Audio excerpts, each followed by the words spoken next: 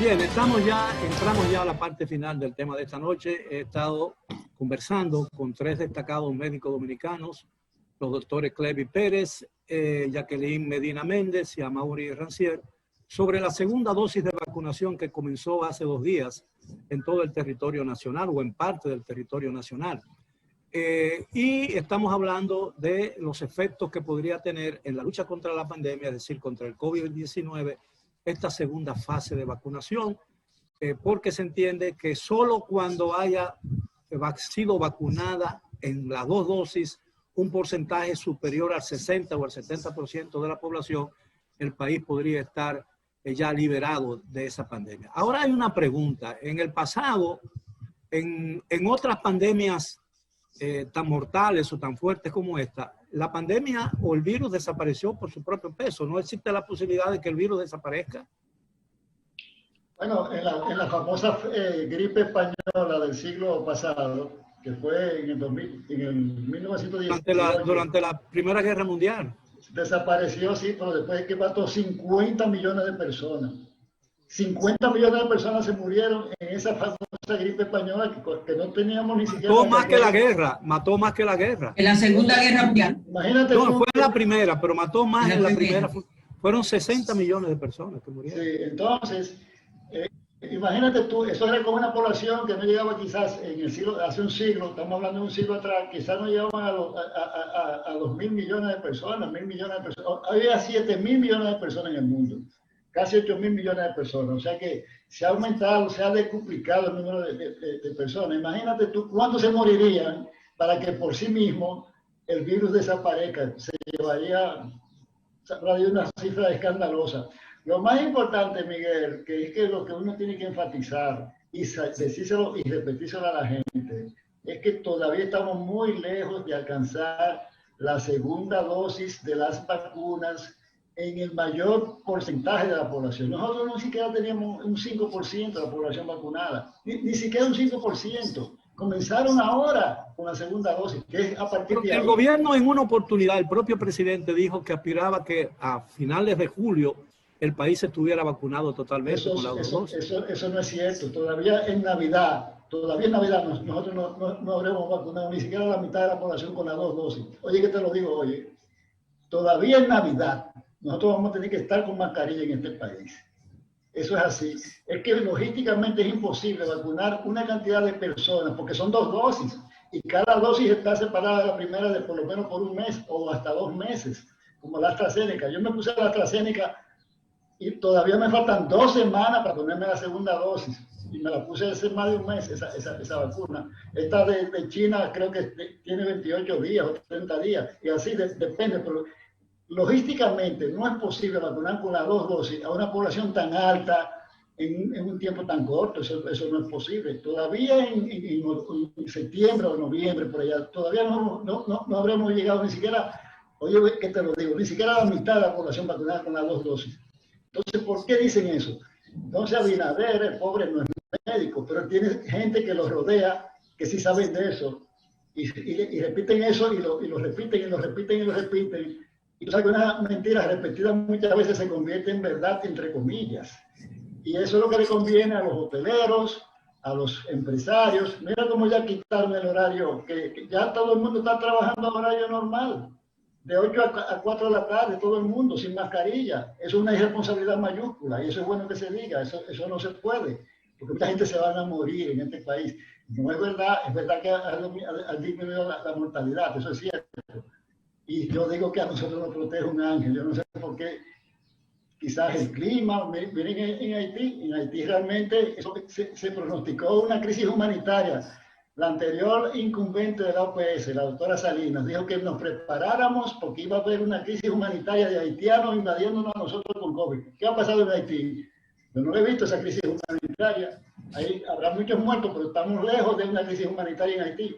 Quizás nos protege a esta isla que uno no sabe, ¿no, verdad? Quizás el sol, quizás la raza, quizás el hecho de que somos isla. O la talvia, según el doctor, un médico dominicano, ¿no? Exactamente. Entonces, pero no podemos bajar la guardia. Y es bueno que se enfatice y se repita que lo que se llega a vacunar a la mayor parte de la población con las dos dosis, la primera dosis apenas fue el comienzo, y ahora estamos comenzando con la segunda dosis en una parte muy minoritaria de la población. Hay muchísima gente que no se ha comenzado a vacunar todavía, esperando que le llegue su turno. Entonces, estamos muy lejos de alcanzar las dos dosis en la mayor parte de la población. ¿Qué es lo que implica? ¿Qué es lo que se impone? Mascarillas ante todo, responsabilidad social, alojamiento, etcétera, etcétera, y no bajar la guardia, no decir que ya estamos prácticamente resolviendo el problema, porque eso no es verdad. La verdad es que el gobierno dominicano tiene, en defensa del gobierno, está ante un dilema terrible, ¿no? Porque tiene que decidir entre la pandemia y la economía. No podemos resolver el problema de la economía si no primero resolvemos el problema de la pandemia. Pero si no resolvemos el problema de la pandemia, no podremos resolver el problema. Si no resolvemos el problema de la economía, no podremos resolver el problema de la pandemia, porque requiere de mucha atención, de muchos recursos, de mucha atención. Entonces, reducir los horarios de trabajo, las actividades económicas, puede poner al país al borde de una pandemia económica que puede resultar tan peligrosa y tan mortal como la pandemia sanitaria, ¿no? Eso dice mucha gente. Pero también si hay que volver atrás porque hay una crisis. Hay que recordar que países que iban bien, casos como lo de Uruguay, casos como la misma Venezuela, habían otros países que del área incluso de las Américas que iban bien y sin embargo han empezado a ir muy mal. Entonces, esto es lo que vemos, ¿no? Vemos que hay un increscendo, decrescendo de la pandemia a nivel de los diferentes países.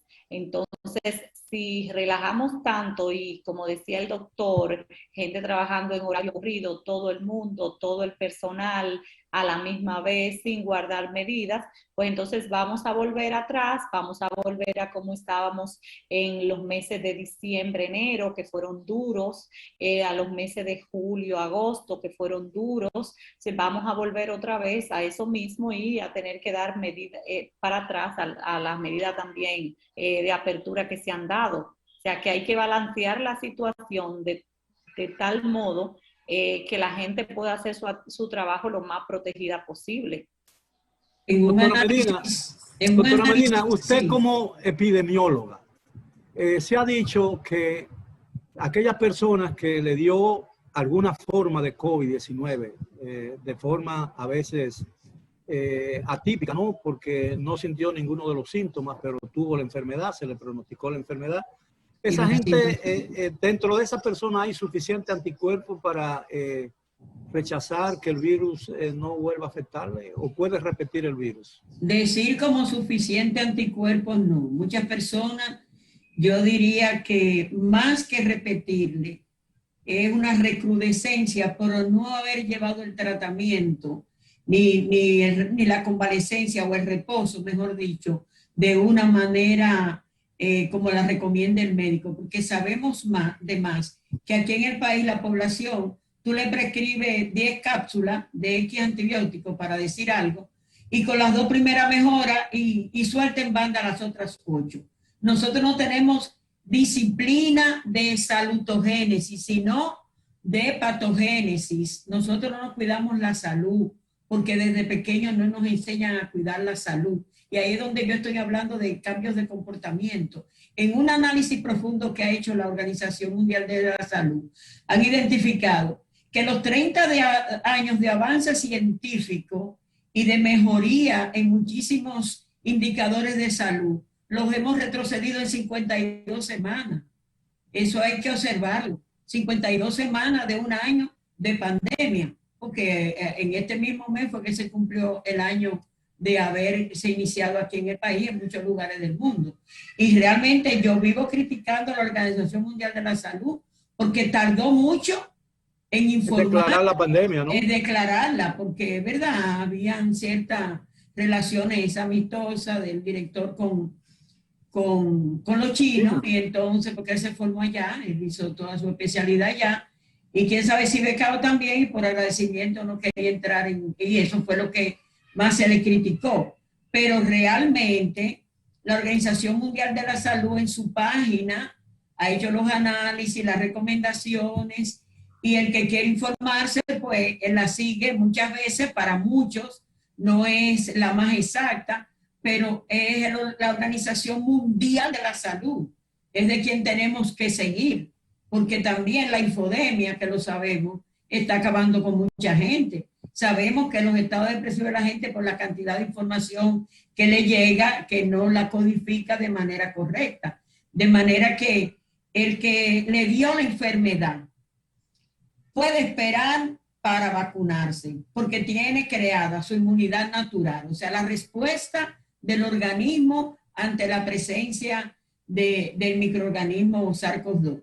De manera que, pero como no se estableció eso en ningún momento, pues hasta los que le ha dado han ido a recibir su dosis. Claro, todos los científicos que trabajan en la vacuna dicen que no le va a hacer daño. Y también informaron de una persona que está tan bien protegido, que tiene una defensa por encima de lo normal, o sea, unos anticuerpos, una titulación de anticuerpos por encima de lo normal. Eso lo escuché en un noticiero internacional. Pero como quiera, aunque estemos vacunados, tenemos que seguir cuidándonos, porque es algo nuevo, algo que todavía hay que estudiarlo más. Ahora ha habido muchos falsos positivos. Sé de gente que se ha hecho una prueba en un laboratorio en la mañana, da positivo, y se ha hecho ese mismo día o al día siguiente otra prueba y da negativo.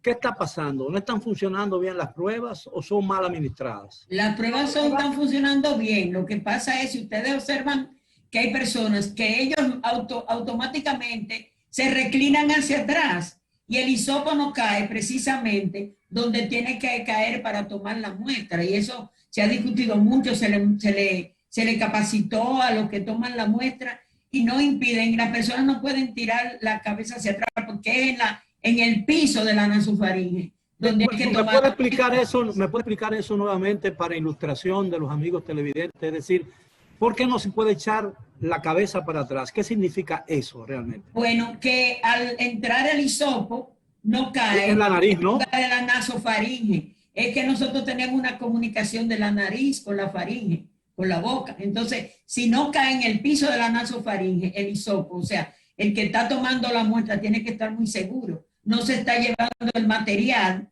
que se espera que sea el que idóneo, el biológico, que es un material biológico, pues son secreciones humanas, para poder hacer la prueba y puede dar un falso negativo, un falso positivo. Déjeme tratar de hacer una ilustración gráfica para que entiendan la gente. Vamos a poner que este sea lo que se le introduce, ¿no?, en la nariz. Lo que una gente no puede hacer es esto. Exacto, no. No puede hacer eso. Tiene que hacer así. Sí, y el que la está aplicando, el hisopo, lograr llegar hasta el lugar que se le indicó, que sabe hasta dónde que se llega, porque esas personas recibieron muy buena capacitación durante la PCR, ¿no? La PCR, sí, la prueba del hisopo, o sea, esa es la prueba del antígeno, porque el antígeno es el microorganismo. La otra es la prueba de anticuerpos, de serología, buscando los niveles de anticuerpos, si la persona estuvo en contacto o no con el microorganismo, el virus SARS-CoV-2.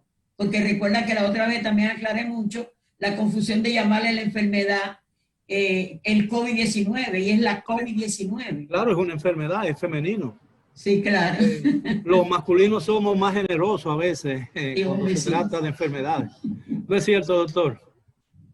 Hay una situación que se ha presentado con la que se llama antígeno, que es la que se está haciendo en el aeropuerto en sustitución de la PCR, que es la prueba, digamos, la gold estándar, ¿no? Porque es la que detecta el virus.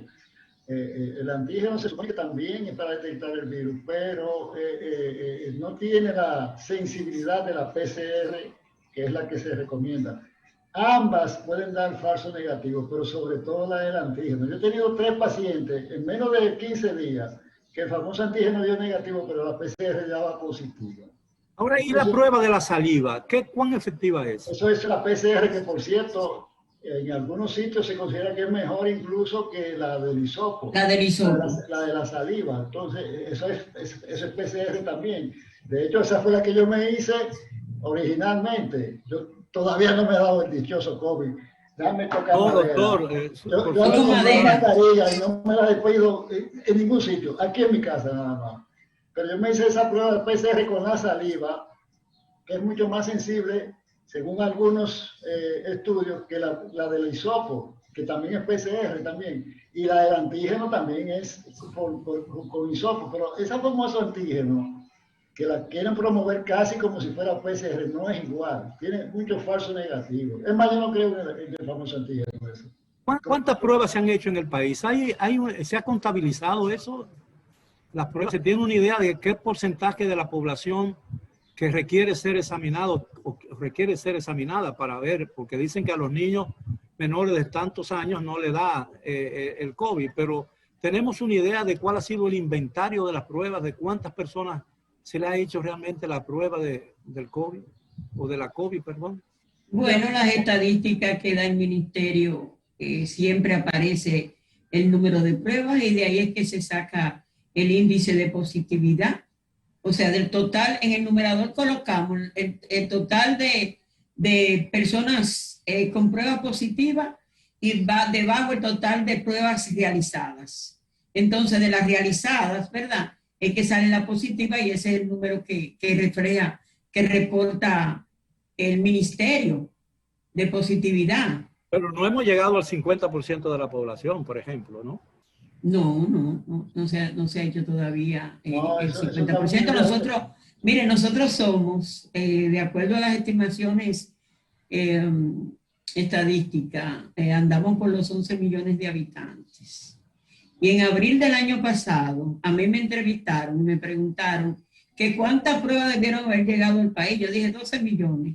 Y todo el mundo me criticó, pero yo lo que estoy siendo es realista. Si somos 11 millones y tenemos también internacionales aquí residiendo, tenemos que ir un poquito más por encima porque todo el mundo debe habérsela hecho. Ese era el famoso testeo, porque lo dicen en inglés, de que la prueba teníamos que hacer, se la tenía que hacer todo el mundo, sintomáticos y asintomáticos, y así tú detectabas de una manera temprana y oportuna la persona que tenía que estar en confinamiento absoluto, los que tenían que cuidar a los convivientes, porque eso no es una cosa nueva, eso se da siempre cuando han habido en el mundo problemas de transmisión respiratoria, enfermedades de transmisión respiratoria. La H1N1, la vacuna del H1N1 se fabricó más rápido que esta y nadie la criticó y no las poníamos, y después se continuó poniendo, se cambió la influenza, la HIV, de la influencia por